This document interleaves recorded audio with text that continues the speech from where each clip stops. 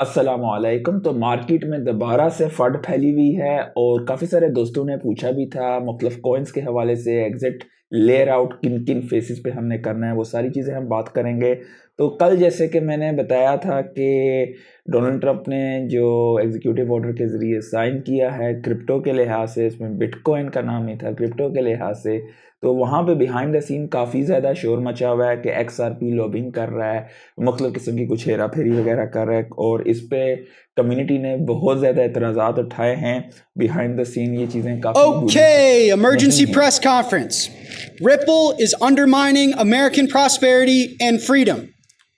I can confirm Ripple is actively spending millions of dollars trying to undermine a strategic Bitcoin reserve in the United States of America. This is not. वो basically अपने जो है वो अपने coins वगैरह को भी बीच में डालना चाहते हैं, लेकिन ये चीज़ इट्सेल्फ जो है क्रिप्टो के लिए और ख़ास करके बिटकॉइन के लिए ये चीज़ें जो हैं बिहाइंड द सीन इस तरह के जो हैं पेन पॉइंट्स और इस तरह की हमाकतें करना ठीक नहीं होगा। डेफिनेटली इसमें हर जगह पे अच्छे एक्टर्स नहीं होते हैं, बुरे एक्टर्स भी होते हैं। तो बात करते हैं कॉइन्स के हवाले से। सबसे पहले कि कुछ दोस्तों ने मुख्तलिफ कॉइन्स का पूछा था कि किस किस प्राइस पे आउट होना चाहिए। डेफिनेटली ये कोई फाइनेंशियल एडवाइस नहीं है, हम लोग प्योर सिर्फ टेक्निकल फिबोनाची रिट्रेसमेंट के हवाले से बात करेंगे, क्योंकि कभी कभार ऐसे होता है कि किसी कॉइन में फॉर नो रीज़न कोई वैल्यू कुछ नहीं होती है, सडनली कम्युनिटी ड्रिवन होता है और वो सारे रिकॉर्ड्स तोड़ देते हैं। लेकिन टेक्निकल की बेस पे कोई कॉइन किधर तक जा सकता है और कितना रिस्की है, वो सारी चीज़ें हमें देखनी पड़ेंगी। कभी कभार ऐसा होता है आपने बहुत टॉप पे उठाया होता है और उतने ज़्यादा रिटर्न्स भी नहीं आ सकते हैं, तो आप कितने मिनिमम लॉस पे आप निकल सकते हो, ये भी चीज़ें मैटर करती हैं। तो पहला कॉइन है इसमें पीनट। पीनट का अगर आप ग्राफ देखें, हमने वीकली बेस पे खोला हुआ है और जब से ये ऑन हुआ है तो ये गिर ही रहा है। और डेफिनेटली जब भी शुरू में होता है तो जो जिन लोगों ने अर्ली बाइंग की होती है, प्री ICO वगैरह के जिन्होंने परचेजिंग की होती है, और उस टाइम पे वो लोग डंप करते हैं हम जैसे रिटेलर्स पे। तो कई दोस्तों ने यहाँ पर काफ़ी महंगा उठाया होता है और वो फिर काफ़ी इस चीज़ पे घबरा रहे होते हैं कि मार्केट में ये गिर रहा है। अगर हम देखें तो ये ऑल टाइम हाई से तकरीबन जो है 87% गिर चुका है और क्रिप्टो में ये चीज़ बहुत नॉर्मल होती है। लेकिन क्या ये कॉइन चढ़ सकता है या नहीं, इसके हवाले से हम बात करेंगे। तो हम यहाँ पे ज़रा सा बेसिक सा फिबोनाची रिट्रेसमेंट का हवाला कर लेते हैं और यहाँ पर हम अंदाज़ा भी लगा लेंगे कि ये कितना जा सकता है और कितना इसमें दम है।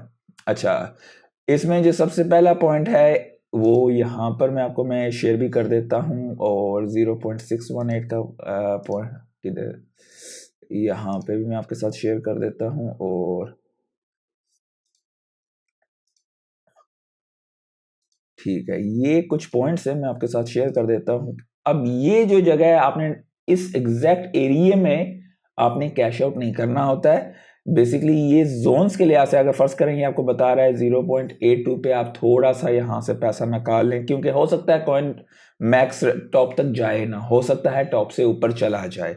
तो आपकी एवरेज लेयर आउट जो है वो मैटर करती है, और ये क्योंकि इस साइकिल का नया कॉइन है तो ज़्यादा चांस है कि टॉप से ऊपर चला जाए। जितने भी पुराने कॉइन होते हैं उनके चांसेस कम होते हैं कि वो नए साइकिल में उस हद तक जा सके।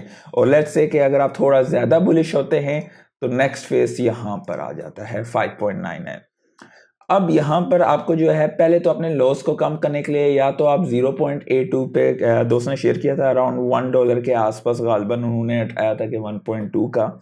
तो पहले तो आप 0.82 का लेयर है यहाँ पर, अगर आप यहाँ पर निकल जाते हैं थोड़ा सा, इसका ये मतलब नहीं है कि आप सारा पैसा लेके निकलें। लेट्स से आप 30% अपना बेच रहे हो लॉस पे, क्योंकि आपको नहीं मालूम कि ऊपर जाएगा या नहीं जाएगा, तो आपने कुछ कैश आउट कर लिया है। अगर ये वापस नीचे गिरता है तो आप पूरी तरह से नुकसान में नहीं हो। उसके बाद अगला फेस आपका प्रॉफिट में आता है जो कि $1.3 पे है, जो कि एवरेज के करीब। यहाँ पे लेट्स से आप 25%, यहाँ पे 25-30% आप निकालते हैं, तो आप जो है तकरीबन ये ऊपर चढ़ना शुरू हो गया है।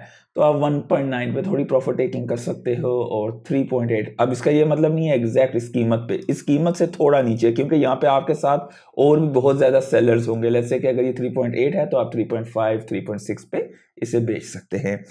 नेक्स्ट कॉइन है GLMR। तो GLMR की भी हम बात कर लेते हैं। तो GLMR की भी काफ़ी पुअर परफॉर्मेंस है यहाँ पर। अगर हम देखें GLMR का टॉप जो बना था गालिबन $49 के आसपास बना था। आई हाईली डाउट कि उधर तक ये जाएगा भी, क्योंकि टोकन अनलॉक्स वगैरह भी काफ़ी ज़्यादा होते हैं और डाइल्यूशन वगैरह का भी काफ़ी आंसर है, और इस पे कोई रियल यूज़ केस भी इस वक्त उतना नहीं है। पोकाडॉट की चेन पे गालिबन इतना नहीं है। अब यहाँ पर हम जो है पहली एंड एग्जिट्स जो हैं ये मुख्तलिफ यहाँ पे जोन्स हैं।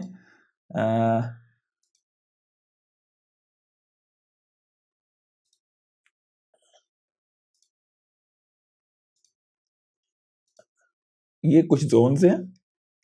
अभी पहली यहाँ पर एग्जिट बनती है तकरीबन $11 के आसपास, तो मैं गालिबन 9 या मेरे पास भी काफ़ी ज़्यादा GLMR पड़ा हुआ है, $7 से $9 के दरमियान में पहले एग्जिट लूँगा। डेफिनेटली मैं प्रॉफिट में हूँगा क्योंकि मैंने इस जगह पे बिलो रेंज पे काफ़ी ज़्यादा उठाया हुआ है। आई हाईली डाउट कि ये $40-50 तक जाएगा। मेरी अपनी राय है कि $19 तक ये बहुत मुश्किल हुआ तो वहाँ तक जाएगा। 9 से 7 के दरमियान इस साइकिल में जाएगा।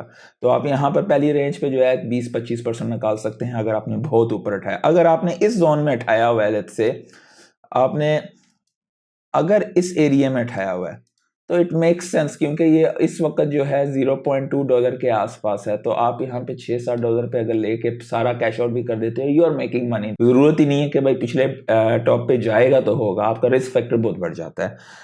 उसके बाद है डायमेंशन आता है। तो डायमेंशन का भी एक नया कॉइन है, और नए कॉइन आपको जनरली स्पीकिंग अच्छे रिटर्न्स दे सकते हैं। और यहाँ पर जो है मैं अपना पहला जो इसका होगा, मैं आपको यहाँ पर दिखा भी देता हूँ कि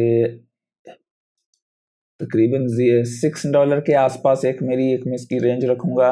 एक इसकी प्रॉफिट टेकिंग जो है तकरीबन $3 के आसपास रखूँगा, और उसके बाद अपर जोन्स हैं इसके।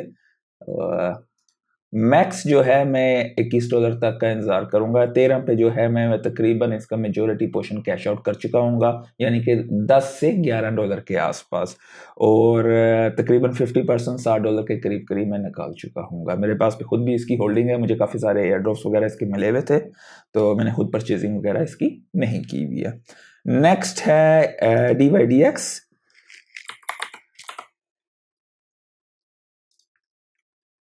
तो DYDX का भी ये देख लेते हैं कि क्या हालात हैं।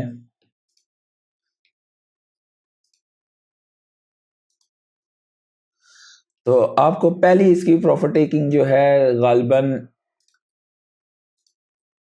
तकरीबन $60 के पास बनती है, यानी कि $5 से $7। लेकिन अगर आपकी परचेजिंग प्राइस ही इससे ज़्यादा की है तो आप कुछ परसेंटेज लॉस में बेशक ले लें, क्योंकि अगर वो टॉप को नहीं छूता है तो एटलीस्ट आप बिल्कुल उसमें नुकसान में नहीं रहते। दूसरा आप 0.618 का ले लें, कोई थोड़ी सी यहाँ पे ये तकरीबन आपकी $17 के पास बनता है, तो आप $12-15 के दरमियान इसे उठा लें।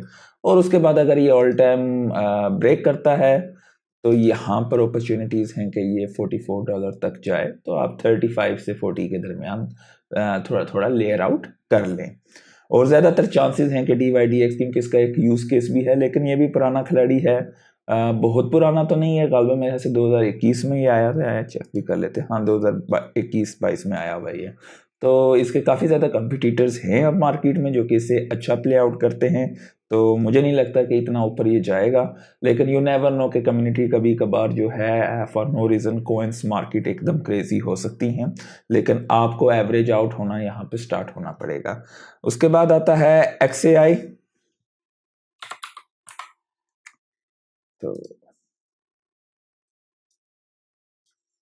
तो XAI भी जो है कुछ ज़्यादा खास नहीं है यहाँ पर।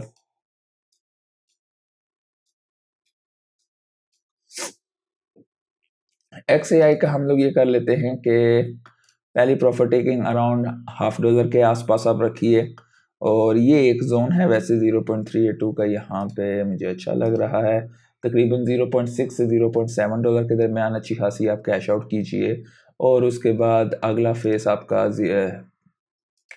यहाँ पर $1 के करीब रखें, और अगर आप ज़्यादा ही बड़े बुल हैं तो $2.5 के पास आप अपना मेजॉरिटी पोर्शन जो है प्रॉफिट टेकिंग का रखें। तो इन सारी चीज़ों में क्योंकि ये नए कॉइन हैं तो ये आपको ज़्यादा रिटर्न दे सकते हैं, they can go extreme crazy $3-4 तक भी, लेकिन आपको लेयर आउट होना पड़ेगा और वापस उसको फोमो इन नहीं होना, और ये सारा काम जो है आपको करना पड़ेगा। ज़ाहिर बात है उस वक्त इमोशंस आप पे हावी होते हैं तो आपको इससे बचना पड़ेगा। तो ये कुछ कॉइन्स थे जो कि दोस्तों ने शेयर किए थे।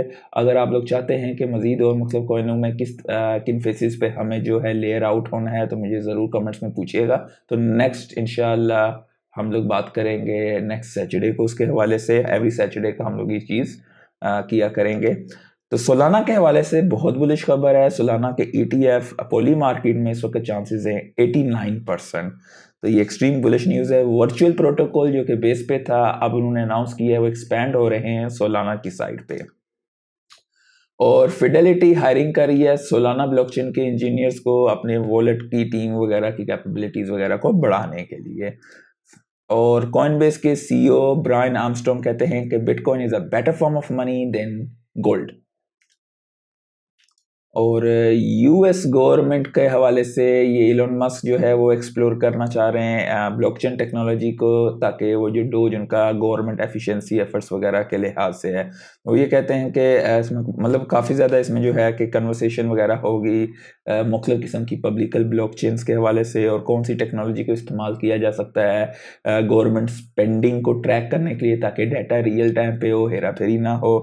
तो मुख्तलिफ लोगों की मुख्तलिफ राय हैं। कुछ लोग कहते हैं I am okay with either Solana हो ईथ हो, लेकिन as long as it is not XRP, क्योंकि XRP काफ़ी ज़्यादा हेरा फेरी इस वक्त कर रही है मार्केट में और ये चीज़ अच्छी नहीं है जनरली।